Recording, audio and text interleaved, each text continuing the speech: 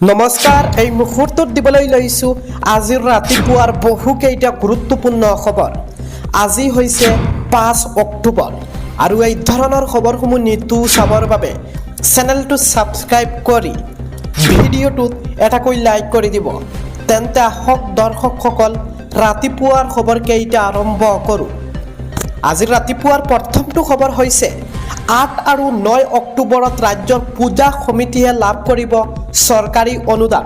আমি পুনৰবাৰ জনাই আছোঁ, অহা 8 আৰু 9 অক্টোবৰত ৰাজ্যৰ পূজা সমিতিসমূহে লাভ কৰিব চৰকাৰী অনুদান।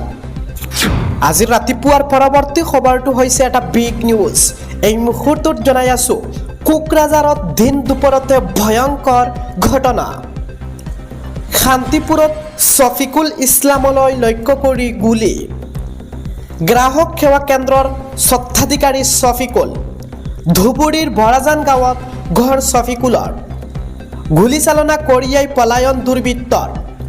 মটৰ চাইকেলেৰে আহিছিল 2 দুৰ্বৃত্ত। গুলী কৰি টকাৰ বেগ লৈ পলায়ন কৰে 2 দুৰ্বৃত্তই। ৰাইজৰ চিঞৰ বাখৰত শূন্য লৈ কেইবাজাও গুলী। দুৰ্বৃত্তই 2.5 লাখ টকা লৈ পলায়ন কৰিছে। আগবাঢ়িছোঁ ৰাতিপুৱাৰ পৰৱৰ্তী খবৰটোলৈ। এই মুহূৰ্তত জনাই আছোঁ, এটা লাইট জ্বলালেই এতিয়া বুকু কঁপি উঠে মানুহৰ। স্মাৰ্ট মিটাৰে জ্বলা-কলা খুৱাইছে সাধাৰণ জনতাক।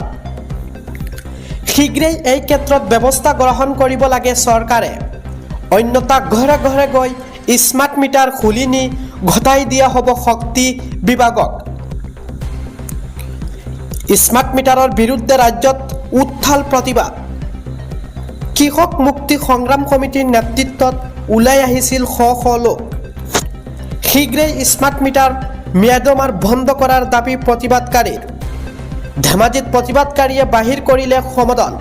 আমি এই মুহূৰ্তত দেখুৱাই আছোঁ, এনেদৰে ধেমাজিত অত্যাধিক বিদ্যুৎ মাচুল বৃদ্ধি কৰাৰ বাবে এনেদৰে ৰাইজ ওলাই আহি পৰিছে। আমি এই মুহূৰ্তত দেখুৱাই আছোঁ, অত্যাধিক বিদ্যুৎ মাচুল বৃদ্ধি কৰি সাধাৰণ জনতাক এনেদৰে হাৰাশাস্তি কৰিছে বুলি এনেদৰে হাতত প্লেগ লৈ এনেদৰে ধেমাজিত প্ৰতিবাদকাৰীয়ে সমদল সৃষ্টি কৰিছে আৰু শীঘ্ৰেই স্মাৰ্ট মিটাৰ বন্ধ কৰিব লাগে বুলি এনেদৰে প্ৰতিবাদকাৰীৰ ৰাইজে দাবী উত্থাপন কৰিছে। আজি ৰাতিপুৱাৰ পৰৱৰ্তী খবৰটো হৈছে, মুখ্যমন্ত্ৰীৰ বিৰুদ্ধে বিস্ফোৰক অভিযোগ বিধায়ক অখিল গগৈৰ। অসমত থকা ঝাৰখণ্ডৰ নিৰ্বাচনৰ নামত খৰচ কৰিছে হিমন্ত বিশ্ব শৰ্মাই। ৰাষ্ট্ৰীয় নেতা হ'বলৈ উঠি পৰি লাগিছে হিমন্ত বিশ্ব শৰ্মাই। 22টা দিনত 2250 কোটি টকা ধাৰ লৈছে অসমৰ বিজেপি চৰকাৰে। দৈনিক 100 কোটি টকাকৈ ধাৰ লৈছে ৰাজ্য চৰকাৰে।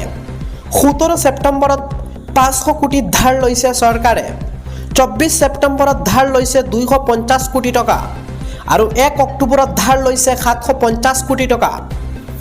8 অক্টোবৰত ধাৰ ল'ব 750 কোটি টকা। গুৱাহাটী উচ্চ ন্যায়ালয়ে সতৰ্ক কৰি দিছে চৰকাৰক। ঠিকাদাৰক পাবলগীয়া ধন দিবলৈ সক্ষম নহয় বিজেপি চৰকাৰ। মুখ্যমন্ত্ৰীৰ বিৰুদ্ধে বিস্ফোৰক অভিযোগ বিধায়ক অখিল গগৈৰ। আমি পুনৰবাৰ জনাই আছোঁ, মুখ্যমন্ত্ৰীৰ বিৰুদ্ধে বিস্ফোৰক অভিযোগ উঠাইছে বিধায়ক অখিল গগৈয়ে।